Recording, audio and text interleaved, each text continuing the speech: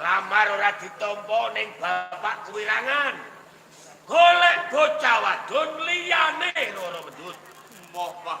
Mbah piye? Sepisan mendut selawase tetep mendut, Pak. Tetep mendut. Nggih, Pak. Nek ngono, mendut colong.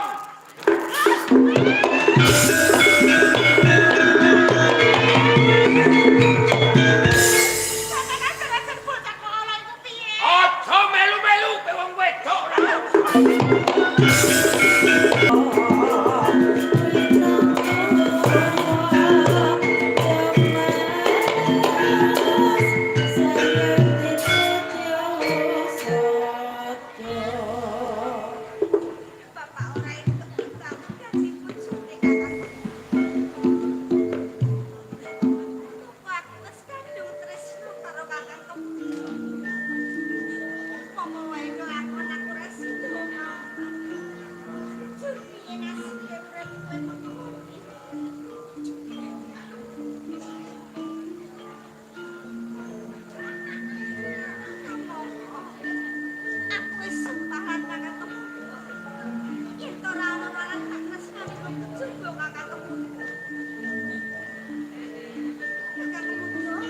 Cukup mendut.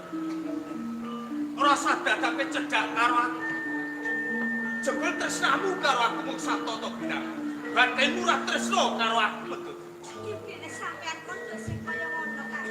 Nalikane aku nuruti apa sedati pejaluk supaya aku nglamar karo kowe barengan bapak lan Simba. Nanging opo kasunyatane? Penglamarku ditambah karo wong tuamu. Babar pisan kowe rasa bela karo aku. Apa kaya ngono kuwi dununge tresno mendut? Aku jarang ngapura yang terakhir sampai lo karo sampean. Lan aku tresno karo sampean lair bisa. Mikondo yen kowe tresno lair batin karo aku. Saya yakin karo abot apa abot wong tuwa men. Sing mbok karepe apa, Pak? Yen kowe abot wong tuwa, kowe kudu pisah karo aku. Banjur Nanging yen abot karo aku, tinggal ke omahmu, lunga barengan karo aku. yen ngono aku melu sampean, Kak. Ayo metu.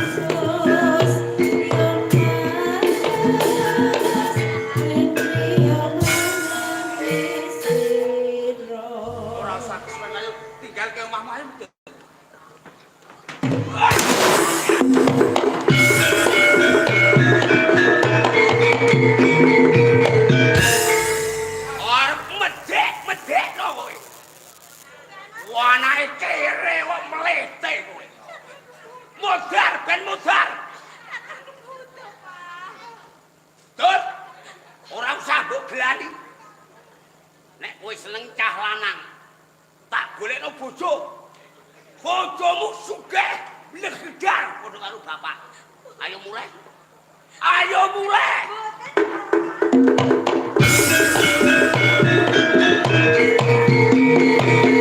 Anake wong edan. Sudah mulai malam rayu. Don. Mendong.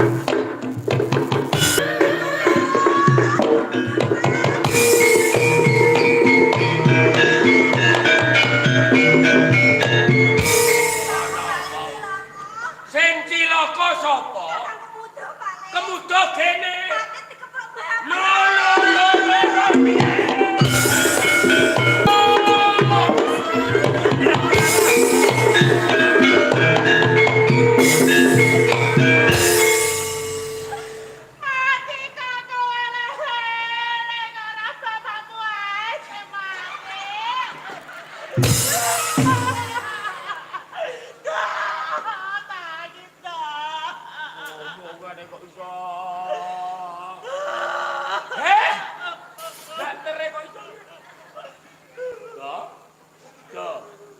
Kamu dah?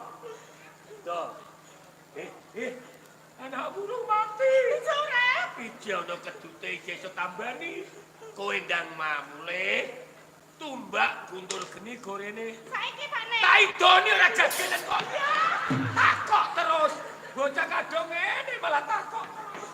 Lho Pane. Iya. Meneng. Kowe tak kandhani kok. Tumbak guntur geni iki nek gunabani cah semaput sing cedhak kene kudu meneng tumbake ben mandi. Iya Pane. Tambanane kowe meneng ya. Heeh. Tumbak guntur geni aku njaluk gunung kuasamu balik to jawane anak. Ndang tangi aja. Sego ijen nek kok ora tangi lele. Duh, tangi. Kandhane kon meneng malah omongane belah. Iso meneng ta ora? Ya Pane lali. Tak bocong tenan kowe kok. Meneng. Tombo teko, nyawa balik. Duh, tangi aja. Kowe nek mati si basa nek tuwa melu sapa lele. Tangi dong. Anjene dua jeglak celiwes. Ngene iki dadi tumbak ora mandi gara-gara kowe kakean omong. Ditambani piye ngene iki? Aku sih anak tenan. Meneng. Wis ora nggo tumbak iki. Tambani kowe wong iki anakmu. Aku Pane. Biyen sing lairno kowe, sing jenenge semaput, iku padha karo lali dalane. Tambane apa, Cek? Apa? Raupi dalane. Hah, sampean kok saru? Ora saru, iki tambane wong Jawa. Raupi dalane. Dudono dalane raupi.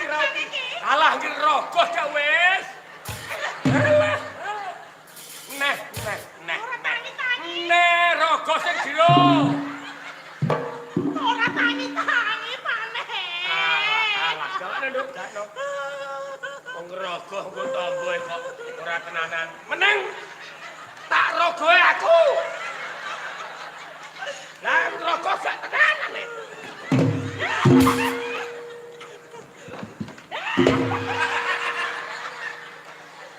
Ya wong semono ambane kok. Katut kabeh. Do. Dalanmu do iki dalanmu, eling dalanmu do. Eling dalane do. Do eling dalane do. Dalanem cung. Cung. Iki lho dalane rene. Iki dalane. Lho ame ros dalane. Bapak. Iya.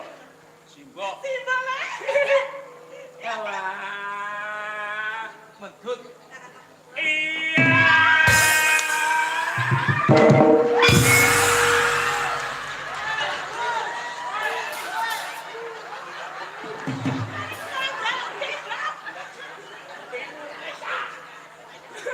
Bapak toh? Iya ya. Mbok. Mbok. Mendut.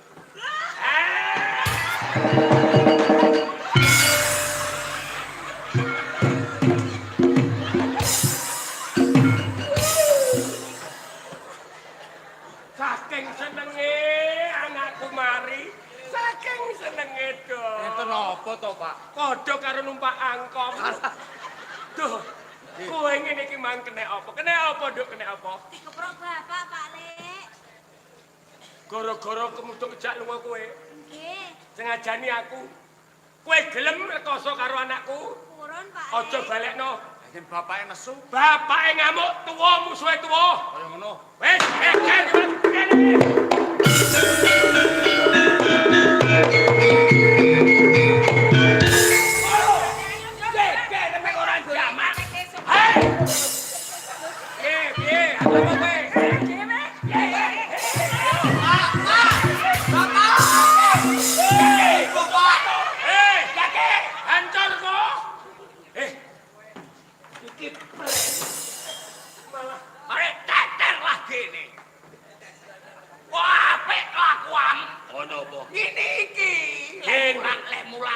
Gene, duh, anak diulang apik. Urung mesti bocah duwe kelakuan apik. Lho anak-anake diajani kurang ajar. kurang ajare lha apa? Nyolong anakku mendut. Kemudo nyolong mendut. Ya, Ngene ku elek. elek. Ora iso. Lah kok ora iso? Lah wong sing dicolong gelem, kowe dicolong kemudo gelem ta ora, Nduk? Purun Pak Lek. Gelem tenan ah? Culek mata. Anak-anak wedok gatelan. Arep mirang-mirangno wong tuwa. Wis ngene, Nggih, perkara iki ben ora dadi rame. ya. Mendut gawa rene tak jake mulih karo mbokne. Gawa. Lah iya ayo. Tes. Dari gawa mencire. Kowe iso nggawa balik mendut, nanging aku duwe sayembara. Piye? Kowe kuat nadai tumbak Kiai Guntur Geni, gawa balik mendut. Cethone kuwi bento stres. Lho mendut iki anakku. Lumrahe sing sayembara ra aku. Lho kok kowe ora serduli? Pakok bani dong. Age nak wani? Piye? Dadi mendut untuk tak jak mulih. Nek aku kuat nadai ampuhe tumbak Guntur Geni. Kiai Guntur Geni. Wis tak niati tak kajaki. Yo, Lan wis dadi uniku. Timbang mendut dadi bojone anake wong melarat. Kejuwung aku jengkelang dadi batang. ora ana omong mandi, nek ora omonge dhewe. Iyo.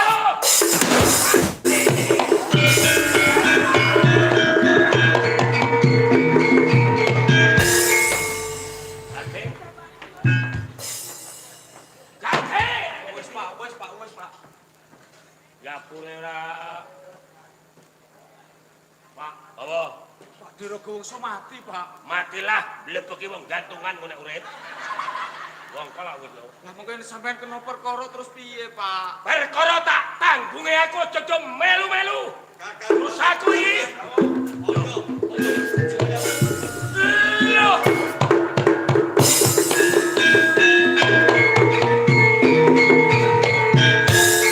Siwono Kula ndoro. ana bleduk ngampak-ngampak jebul tuke ana ing jonalan. Iki ana wahanan apa iki? Raga wangsa pecah. Ragawangsa mati.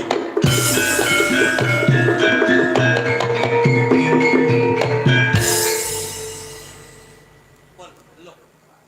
Siwono lho, Dawuh. patine sira Gawangsa tatu gegaman. Yen kaya ngono ana sing mateni. Sapa sing mateni? Kula. Sing mateni kowe. Nggih.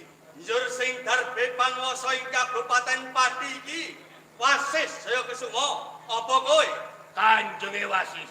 Kok kowe wani gawe Rajawati? Mun kadung. Hmm, Kadung. wis kadung.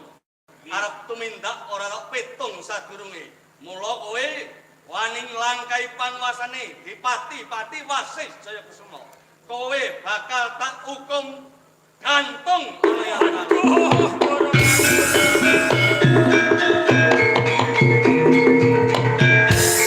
Kapareng kula nyuwun pangendeng-endeng. Keranten kula tasih kepengin urip momong kalian bojo lan anak kula. yen isih kepengin urip kene apa ketumindak keng tanpa petung. Ya, aku sawijining pangarsa isih welas marang kawula. Bakal jabel pidanamu nanging sira Gawangsa kudu bali urip meneh. Raga wangsa gesang malih. Sendika dawuh Ndara. Hai. Kowe tak tambani kok iso urip, ijeh mlete, tak idak ra ngomong. Iki lho, landiane Kiai Guntur Geni tambamu. Iki lho tambamu. Hai.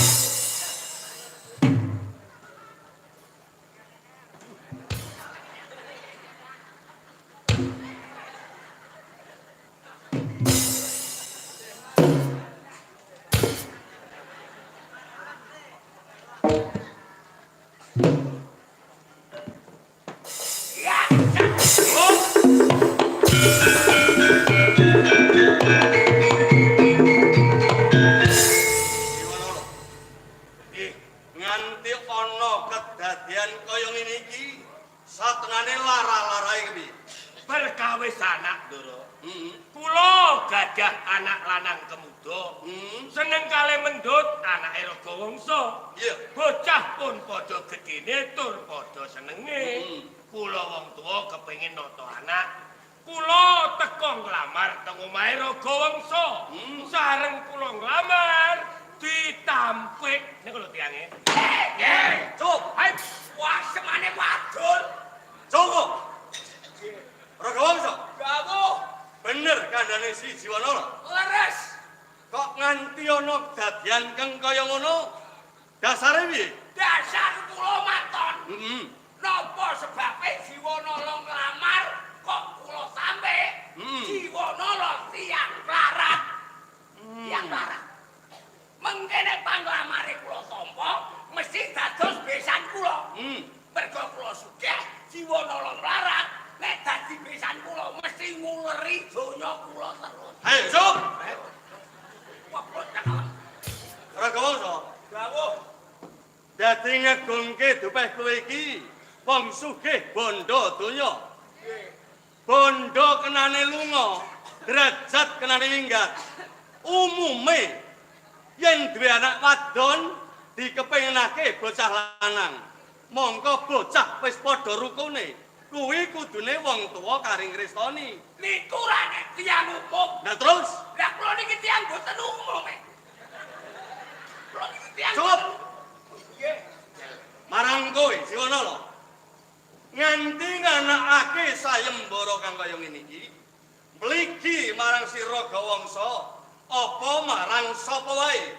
Sisandamel sayembara menika mboten mligi kangge Raga Wangsa, nanging tumrap sinten kemawon ingkang kuwawi nadai tumbak Kiai Guntur Geni kukupane Rara Mendut.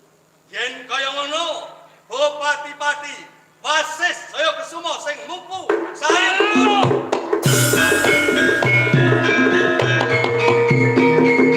Ampun, kula wedi kecalan sesembahan jalaran.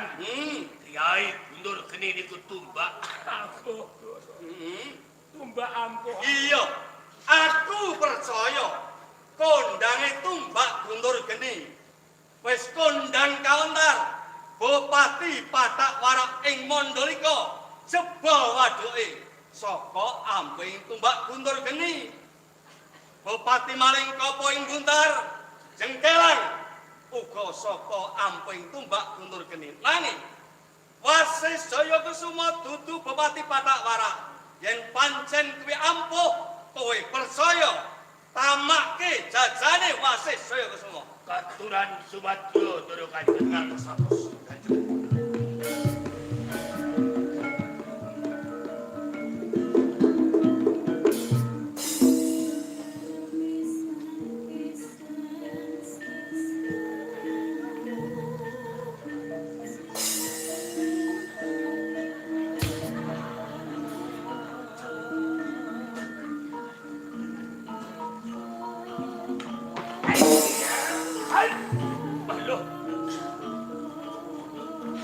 Tumbak Guntur Geni.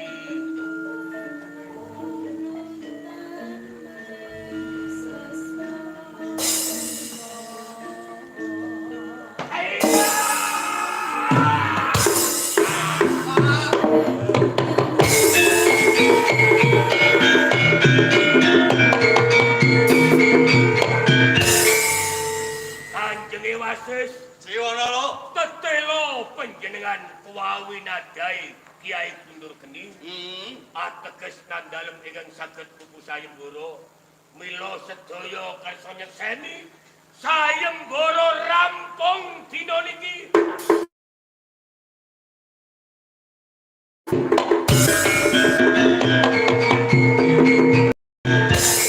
Gajan Patih Belarian.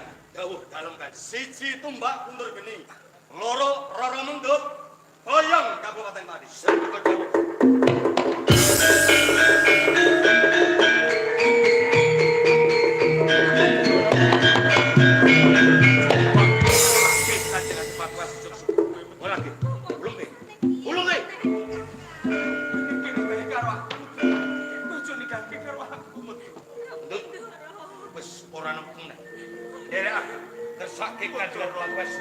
Ayo, melu yang pasti betul kayu.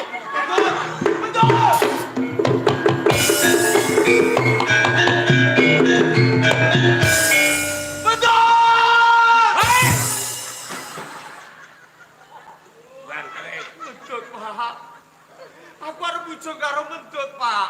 Wih, matoe cah. Bar ning ndi? Aku arep bujung karo Mendut, Pak. Kondang kowe. Kowe nekat. Aku tetep Kowe nekat padha karo kendhat do. Sing gawa Mendut kae ora wong baen-baen. Kanjenge Wasis Panguwasa Pati. Sembrono. Pak. Nganti aku pisah karo Mendut. Iki gara-gara sampean, Pak. Umpama sampean lagi sayembara, sengoro aku pisah karo Mendut. Iki sing kairu sampean, Pak. Lho aku bapak mendoamu. Mendut. Lho cah iki piye? Cah iki mateni wong. Dadi ngene iki sing salah bapak, do. Iya, Cong. Iya. Anjene wong tuwa iku panggonane salah kok. Panggonane salah wong tuwa iku nek bapak melarat kaya aku. Nek bapak wong sugih ora tau salah. Bapak salah. Nanging sak salah-salahe bapak ijih ana wong sing salah. Sinten, Pak? Kalau wong sing biasa kaya ungkal. Semane. Lho, ya wong. Lho. Ngene kurang ngenyek pemain kowe. Lho. Kowe sugih bandamu akeh. Duwe anak ayu digawa bupati. Diasem yo ngepang. Titani wong larat iku lara lho, Kang. Kok nganti anakku lanang siji kemuda mati kendhat gara-gara pisah karo Mendut sing tak tukok kowe. Omong deh. Ngomong.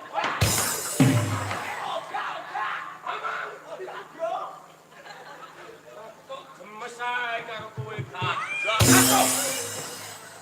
Dikalah-kalahi kok arep mencet pundak jejeg sirah. Dadi ana ngene iki kowe nyalahno aku. Dadi ora. Kowe nganggep aku wong kedonyan. Lho ya tau lah. Mergo kowe durung ngerti. Apa? Tak kandhani. Apa? Tak kandhani ben kowe ora nesu karo aku. Satenane Mendut iki dudu anakku dhewe. Mendut iki dudu anakku dhewe. Senajan bojoku iki lemu, nanging ora iso duwe anak. Cara sapine bojoku majer. Dene bojoku iki Walah, mangkal ae. bengunguk semono. Mendut iki dudu anakku dhewe nanging anak paringane Kanjeng Panembahan Senopati Nyaloga Mataram. Nalika Mendut isih cilik, Mendut diparingno karo aku tak gendong. Bareng Mendut tak gendong, Kanjeng Panembahan ngendika, Ragawangsa, kowe tak paringi anak wedok jenenge Mendut. Eling-eling, besok nek ana gedene Mendut, aja nganti entuk dipek bojo karo cah lanang. Gedene Mendut tak kersakno mlebu minangka dadi garwa selir nek cara wong desa diwayu. Delalah gedene Mendut disenengi anakmu kemudo. Kowe nglamar ning omahku wis ora tak tampa. Ajan-ajan elek anakmu kemudo nyolong karo Mendut. Mergo aku rumangsa kelangan tak goleki ketemu ana kowe. Mendut tak jaluk rantuk. Terus kowe nganakno sayembara. Mergo kowe ndek gul-gulan tumbak betul geni. Mendut entuk tak muleh nek aku kuat nadai ampuhe tumbak guntur geni. Ketone aku ora kuat. Delalah sayembaramu kepireng Kanjenge Wasis. Kanjenge Wasis mupu sayembaramu. Kok jojo tumbak guntur geni. Pingget ae ora. Kok jojo tumbak guntur geni tatu. Saiki Mendut diboyong ning pati. Mendut diboyong ning pati. Nek Kanjeng Panembahan Senopati mireng. Pati tetep geger.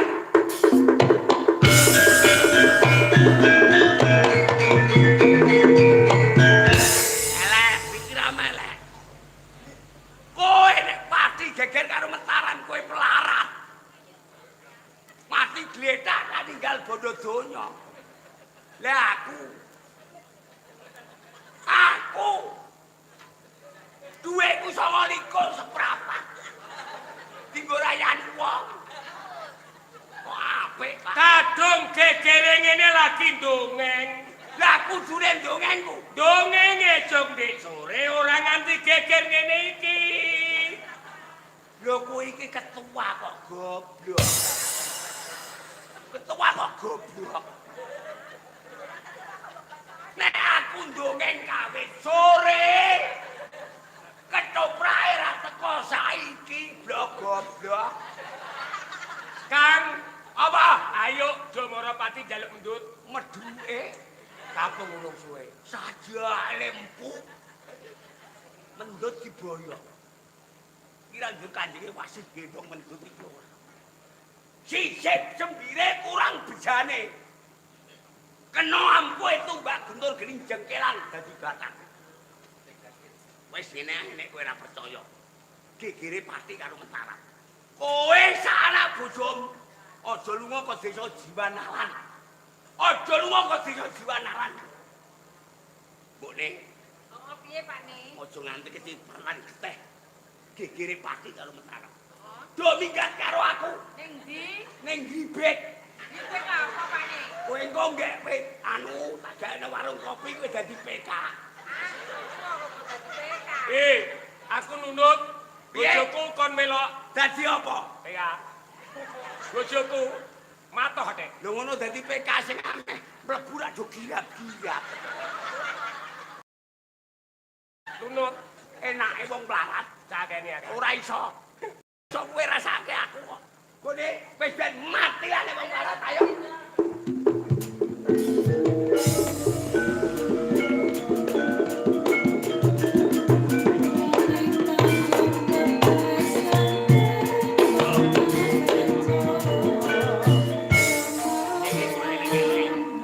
Ya. Sing Jenenge judu kuwi berarti pesti mbok oyak kaya ngopo nek ora ana garis judu ora ketemu. Anggepen mendut ora judumu, kowe golek bocah wedok liyane mendut akeh sing luwih ayu kok. Tetep mendut, Pak. Mendut iki ndak ana apane, no. Tresno karo mendut yo, Pak. Ngono? Iya, anjene seneng iku regane larang kok. Ning pasar ning warung ora ana wong dodol. Nek pancene kowe seneng karo mendut, saiki boyong ning pati, kok nganti kepiring Kanjenge Mataram iso geger pati Mataram, iso-iso mendut diboyong ning Mataram, kowe saya adoh karo mendut. Sing tenan? Nggih, Pak. Syarate minggat kok jiwanalan lunga kok pati pisah karo bapak lan simbok. Minggat to ning Mataram. Melu rondo golo rondo sugih singgo barong kae kerandai bapak. Nyamar ben ora ketara cah pati, ngingu jago adu jago. Aja nganggo jeneng kemudo. Sinten, Pak? Prana Citra.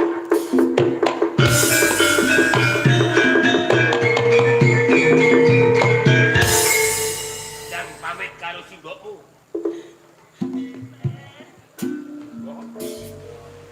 Begote aku tresno karo pangendi dununge mendut bakal tak koyak. Nek kowe gembek kok tak isi. Ampun ketemu karo mendut lagi sumrep barengan karo mendut. Aja nangis mbokmu. Marah-marahi bocah iki lho.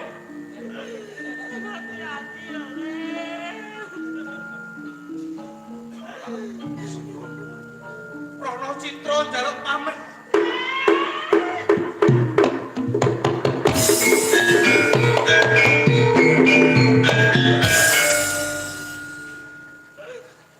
Lagi nangis tak pateni dhewe lho.